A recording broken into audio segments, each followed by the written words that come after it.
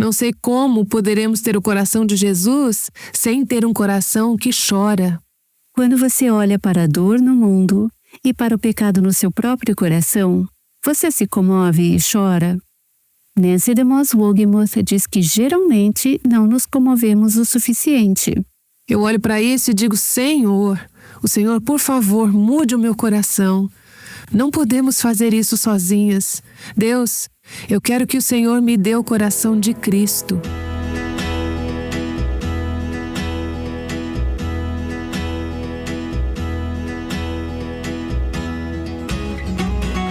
Você está ouvindo o Aviva Nossos Corações com Nancy DeMoss Wogemuth, autora de Quebrantar-se, na voz de Renata Santos. Ao longo dos anos eu tenho tido o compromisso e realmente feito um esforço de não ensinar além do que seja realidade em minha própria vida, ou pelo menos algo que eu tenha me comprometido a caminhar nessa direção. Ocasionalmente chegamos a um tema e hoje é um desses dias em que eu fico hesitante em ensinar, porque eu sei que aquilo que eu estou ensinando está muito além daquilo que eu estou vivendo. Nancy continua a série O Clamor dos Cativos. Estamos no Salmo 126. Eu até pularia isso, mas não dá para ensinar essa passagem e ignorar este versículo. Temos falado sobre o custo de semear. Salmo 126, versículo 5 diz: os que com lágrimas semeiam, com júbilo ceifarão. Primeiro, o custo da semeadura. Semeamos com lágrimas. Depois, a certeza da colheita. Colheremos com alegria.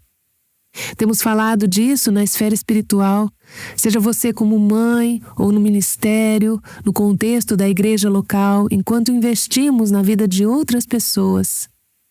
Queremos ver Deus enviar avivamento. Existe um preço, e parte desse preço mencionado nessa passagem são as lágrimas. Falamos ontem sobre alguns tipos diferentes de lágrimas. Primeiro, as lágrimas da labuta, do esforço, da perseverança, da paciência. Como uma mãe em trabalho de parto para dar à luz um filho. Esse é um tipo de choro. O apóstolo Paulo disse que, quando ministrou em Éfeso, durante 3 anos, noite e dia, não cessei de admoestar com lágrimas. Havia um profundo zelo em seu ministério. Depois falamos das lágrimas de confissão, lágrimas de contrição pelo nosso próprio pecado e pela nossa condição espiritual. Houve momentos em minha vida em que tive lágrimas de esforço enquanto me preparava para ensinar.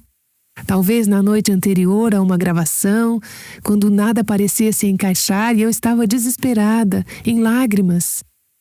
Eu conheço, em certa medida, as lágrimas de confissão e contrição pelo meu próprio pecado. Não com a frequência que eu gostaria ou que deveria ser, mas já experimentei isso. Porém, algo que experimentei muito pouco, e ao meditar nessa passagem, tenho pedido a Deus que me dê mais, é um terceiro tipo de lágrimas que eu quero abordar hoje.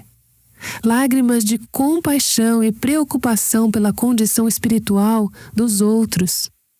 Falamos sobre lágrimas de confissão pelo nosso próprio pecado, agora estamos falando sobre lágrimas de compaixão e preocupação pela condição espiritual dos outros. Hoje, enquanto me preparava para ensinar essa passagem, que venho estudando há anos, muitos textos das Escrituras vieram à minha mente que falam sobre chorar em favor de outras pessoas. Eu não sou uma pessoa que chora facilmente. Sei que algumas pessoas choram mais naturalmente e outras menos. Algumas pessoas parecem ter os olhos sempre cheios de lágrimas e eu gosto de estar perto delas porque elas têm um coração sensível. Quando estou com elas, eu penso, Senhor, eu preciso mais disso. É assim que me sinto ao ler essa passagem. Gostaria de citar alguns versículos que têm falado comigo e ver o que eles dizem a você. Os que com lágrimas semeiam, com júbilo ceifarão. Quem sai andando e chorando enquanto semeia, voltará com júbilo, trazendo os seus feixes. Quando digo o profeta chorão, em quem você pensa? Jeremias.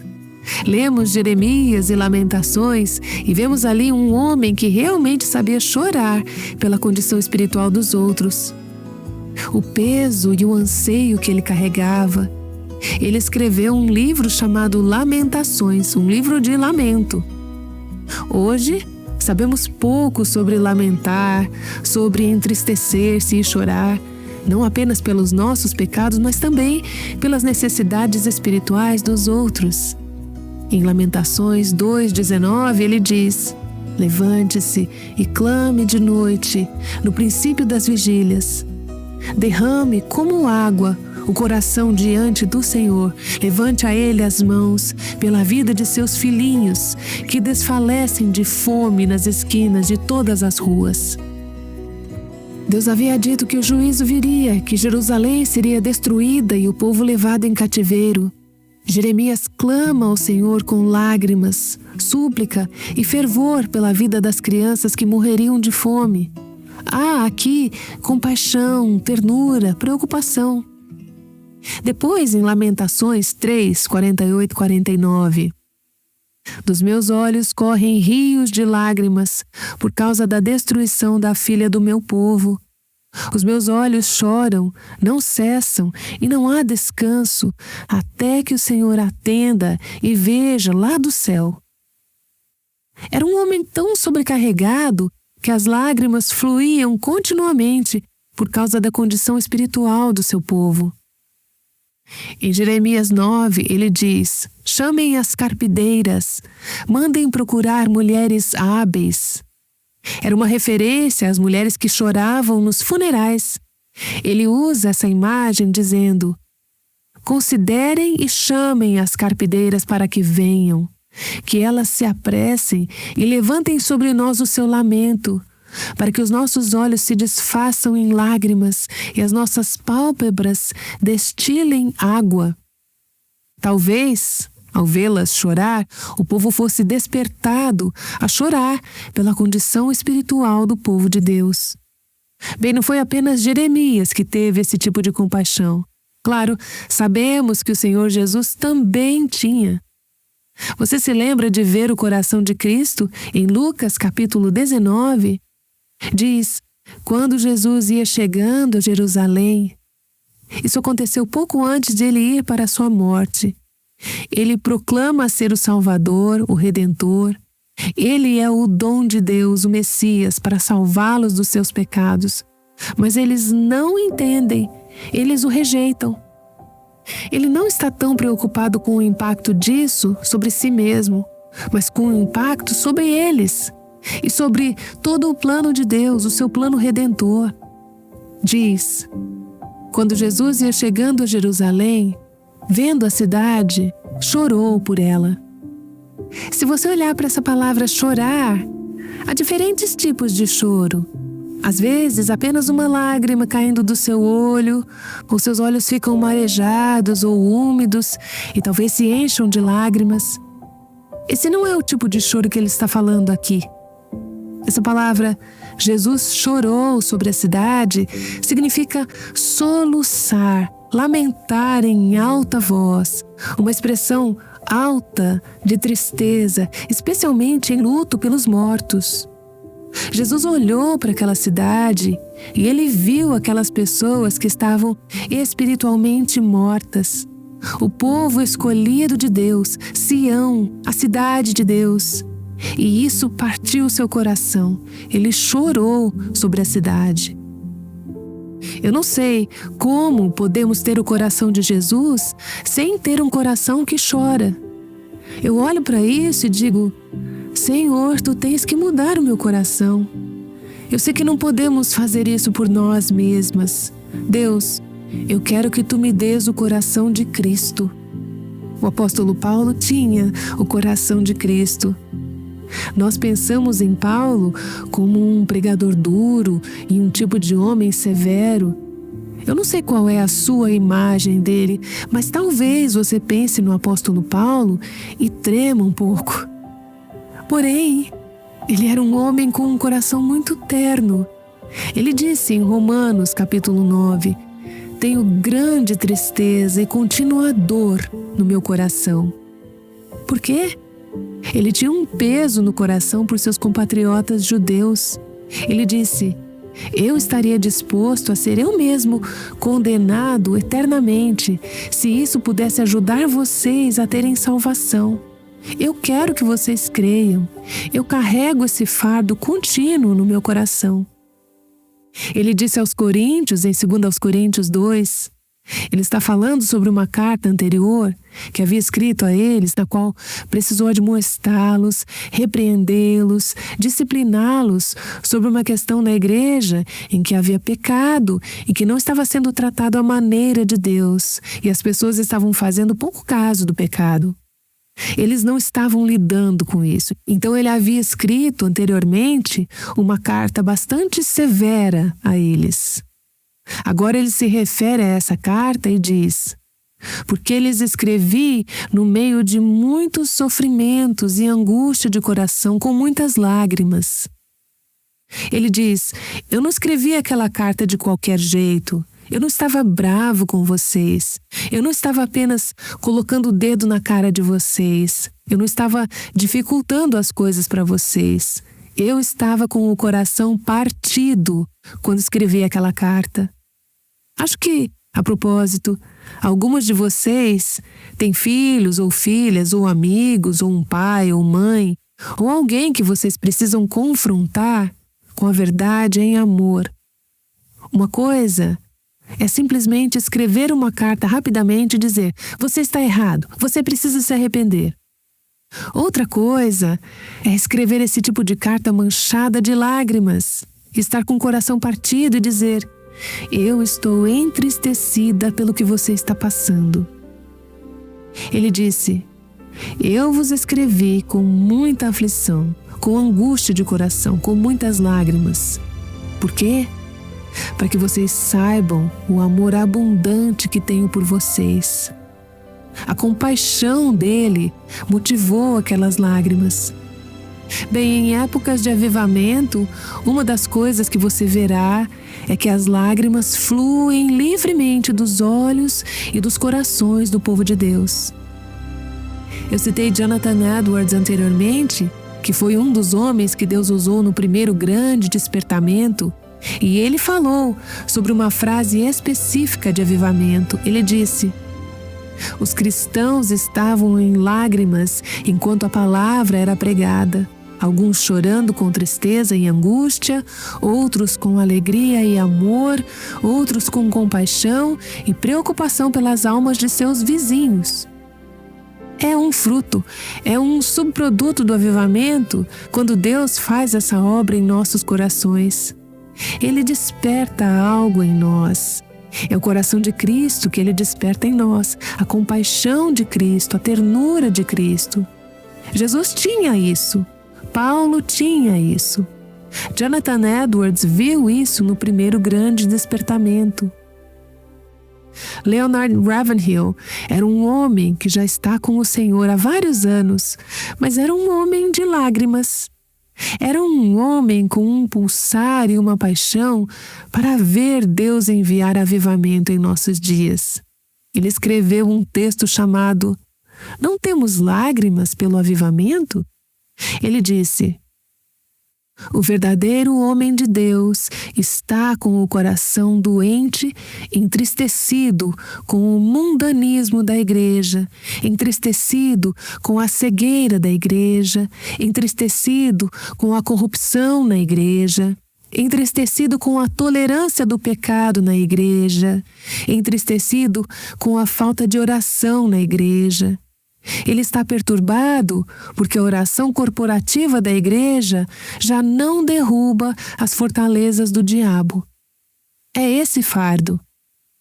O apóstolo Paulo enviou uma carta novamente, manchada de lágrimas, aos Filipenses e disse: tenho-vos dito frequentemente, e agora digo até chorando, que certos homens são inimigos da cruz de Cristo.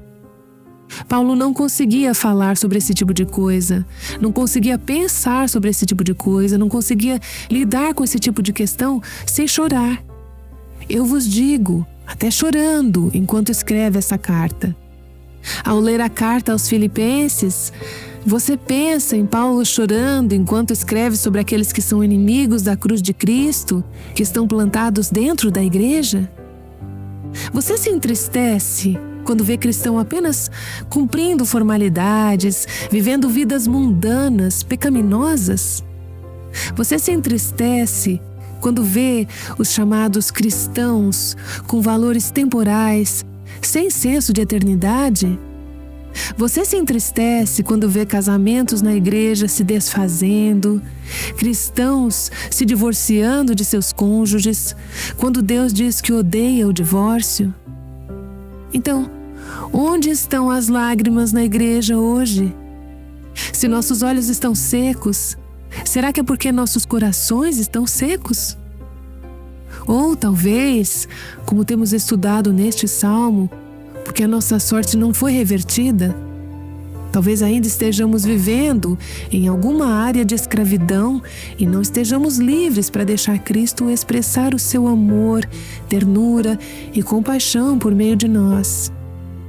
Veja, as lágrimas fluem naturalmente de corações quebrantados e contritos. É isso que você vê em Joel, capítulo 2, uma passagem que veio ao meu coração mais cedo nesta manhã. Na verdade, deixe-me pedir que você abra lá, se estiver com a sua Bíblia, Joel, capítulo 2. Eu vou ler vários versículos aqui e isso vai meio que reunir todo esse conceito para nós. Temos também o link de todas as passagens bíblicas aqui na transcrição. Para te dar um pouco de contexto, Joel vinha falando anteriormente neste capítulo sobre a vinda do dia do Senhor. É um dia de terrível julgamento, um dia de destruição e devastação. Então, em resposta a isso, no versículo 12, o Senhor fala ao seu povo: ainda assim, agora mesmo, diz o Senhor, à luz desse julgamento ameaçado e iminente, convertam-se a mim de todo o coração, com jejuns, com choro e com pranto. Essas são as lágrimas de que falamos na última sessão, as lágrimas de confissão e contrição pelo nosso próprio pecado. Convertam-se a mim de todo o coração, com jejuns, com choro e com pranto. Rasguem o coração e não as suas roupas. Convertam-se ao Senhor, seu Deus, porque Ele é bondoso e compassivo, tardio em irar-se e grande em misericórdia. E muda de ideia quanto ao mal que havia anunciado. Ele é um Deus que quer mostrar misericórdia. Ele se deleita em mostrar misericórdia. Então, venha ao Senhor em quebrantamento e em arrependimento. Quem sabe se Ele não se voltará e mudará de ideia e, ao passar, deixe uma bênção. Deus quer abençoar, Deus quer avivar, Deus quer visitar o seu povo. Deus quer que sejamos poupadas do julgamento e da ira. Então, desvie-se dos seus pecados e deixe que isso seja evidente em lágrimas de confissão e contrição. Então Ele nos chama a chorar não apenas pelos nossos próprios pecados, mas pelos pecados dos outros. Veja o versículo 15. Toquem a trombeta em Sião, proclamem um santo jejum, convoquem uma reunião solene. Não ouvimos muito sobre isso hoje, porque não queremos fazer nada solene na igreja, né? Reúnam o povo, santifiquem a congregação, congreguem os anciãos, reúnam as crianças e os que mamam no peito, que o noivo saia do seu quarto e a noiva dos seus aposentos.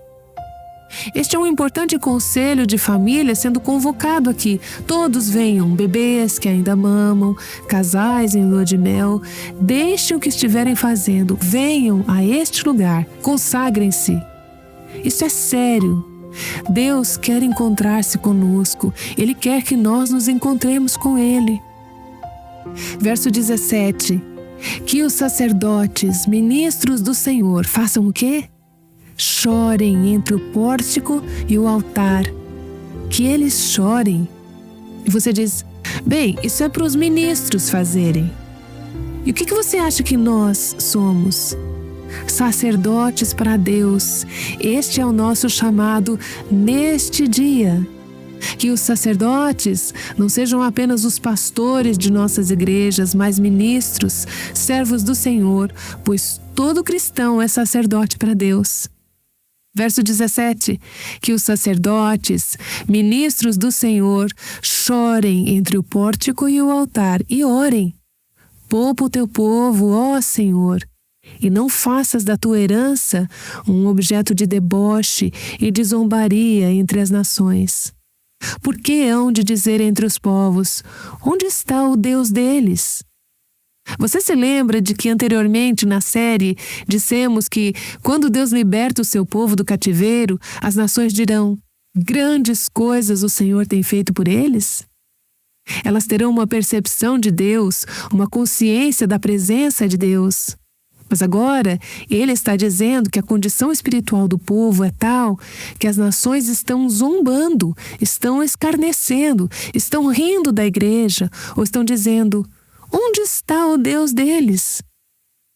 Não vejo nenhuma evidência, porque diriam, onde está o seu Deus? Então, o que devemos fazer? Devemos vir e ficar entre o povo, esse é o pórtico, onde o povo fica.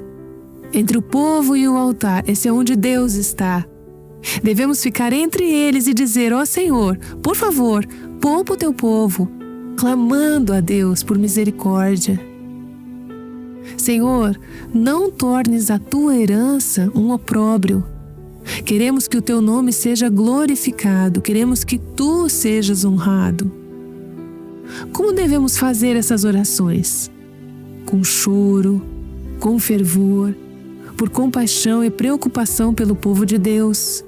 Você vê, quando rasgamos nossos corações e choramos diante dele, Deus rasgará os céus e nos visitará com a sua gloriosa presença. Kim Wagner é uma mulher que tem sido uma querida amiga por vários anos e temos muito em comum.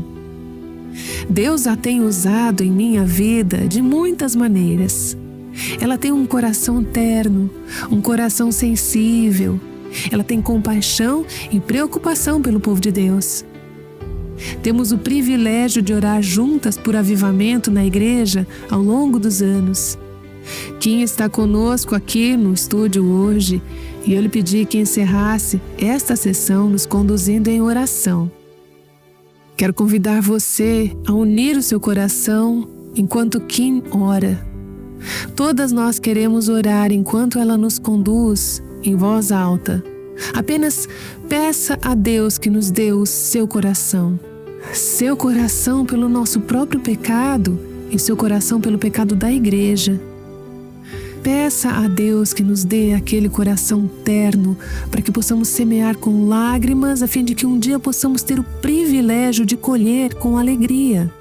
Kim, você poderia nos conduzir?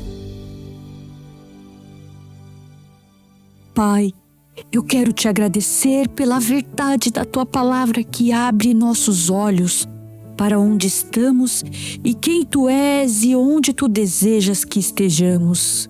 Ó Pai, enquanto Nancy novamente hoje proclamou fielmente a tua palavra, meu coração está tão sobrecarregado com a necessidade da igreja experimentar verdadeiro avivamento.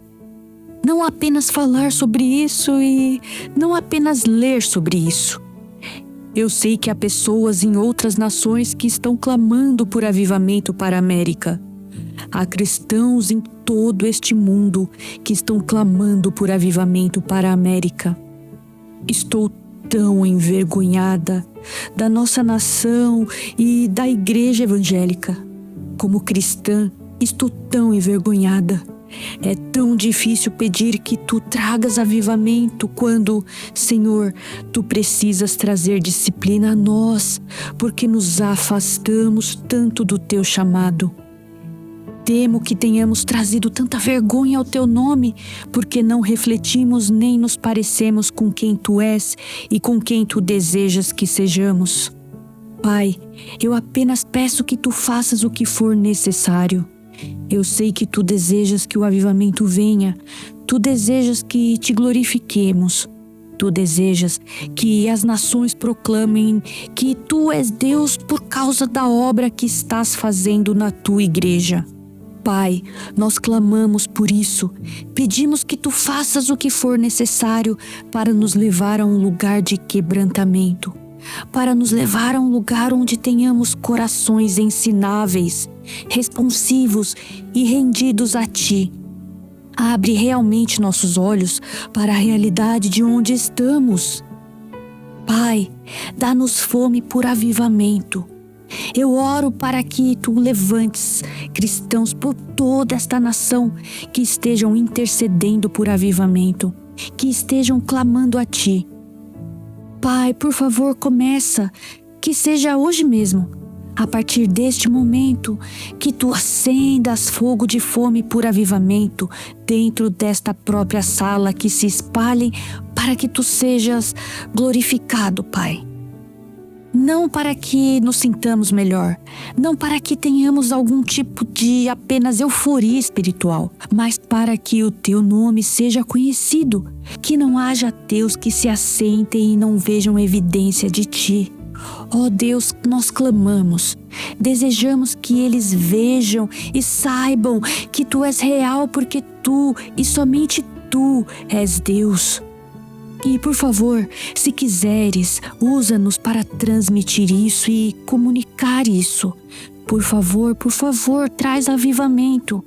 Eu peço, Senhor Jesus, por amor do Teu nome e para a Tua glória. Amém. Escutamos Kimberly Wagner, que tem um desejo intenso por avivamento. Antes da oração dela, Nancy DeMoss Wogemuth explicou quão valioso é chorar diante de Deus em oração. Eu não sei quanto a você, mas às vezes as pessoas tentam evitar lágrimas o máximo possível. O programa de hoje e toda a série de Nancy tem nos mostrado que as lágrimas podem ser algo muito bom, especialmente quando são motivadas por compaixão pelos perdidos. Essa mensagem faz parte da série chamada O Clamor dos Cativos. Bem, temos falado muito sobre chorar por avivamento. No próximo episódio, ouviremos sobre os resultados desse choro, a alegria que vem do avivamento. Os que com lágrimas semeiam, com júbilo ceifarão, voltarão com alegria. Então vemos nesta passagem que nossa tristeza, nossas lágrimas darão lugar à alegria. Salmo 30, verso 5. O choro pode durar uma noite, mas pela manhã vem. E com a manhã vem o quê? A alegria. A alegria vem pela manhã. Aguardamos você aqui no Aviva Nossos Corações. O Aviva Nossos Corações é um ministério em língua portuguesa do Revival Our Hearts com Nancy DeMoss Wogemuth, sustentado por seus ouvintes e dedicado a chamar as mulheres à liberdade, plenitude e abundância em Cristo.